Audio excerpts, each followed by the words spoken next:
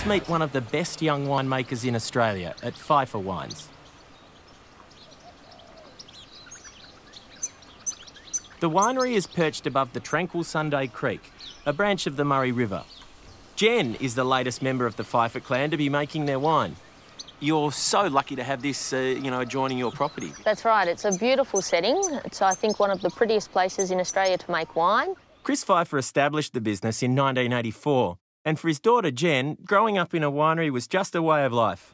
You know, growing up in a vineyard and a winery, it's a great place to explore. So, you know, you're running around, pruning vines at a young age, running amongst the barrels, and you're just absorbing the whole culture and the whole way of life that is wine. Jen completed a science law degree at Melbourne Uni, and upon her return was put to work in the winery. You must have actually picked up quite a lot about it, because your dad let you make the Shiraz. I think he prefers Cabernet to Shiraz, so maybe that was why he gave me the Shiraz. But Dad, you know, I guess realised that I was doing a good job and thought that it was a good way to encourage me to improve my ability by giving me a bit of responsibility. Did it taste okay or not? It tasted good. It had some nice peppery character, and some wine show judges liked it, gave it a gold medal, so it must have been okay. Won a gold medal with your very first wine. I've been reminding my father about that ever since. We're drinking a Riesling that's made from grapes sourced elsewhere. It's really quite refined. It's a classical Riesling. There's a lot of maturity gone into making a wine that's not typically Rutherglen. Well, have you ever had a wine moment, Stewie? Well, I guess I have. I'm having a bit of a moment at the moment. Well, my very first wine moment came when I was presented with a 1997 Josmeyer Riesling from a particular vineyard called Hengst. And I had never, ever seen a wine with that level of minerality, with that intensity of flavour.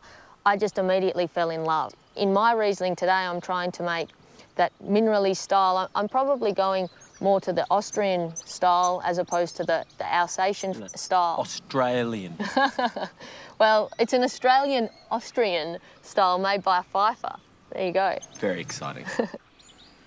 After spending 2005 in the Beaujolais region of France, Jen brought some of their winemaking techniques home with her. The Pfeiffer Gamay is similar to the lighter style reds from Beaujolais, and Jen even crushes the grapes in the traditional way, with her feet. Right, sort of soft stuff squelching between your toes. You've got a different kind of idea to romance than I do. I'm a winemaker. Okay, cool, all right.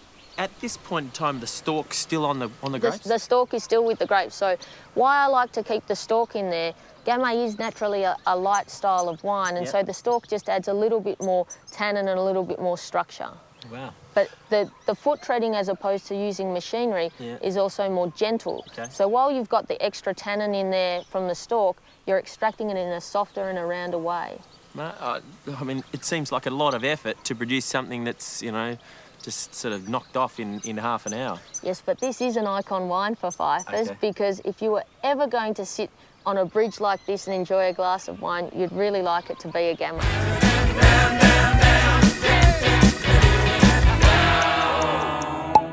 Cracka.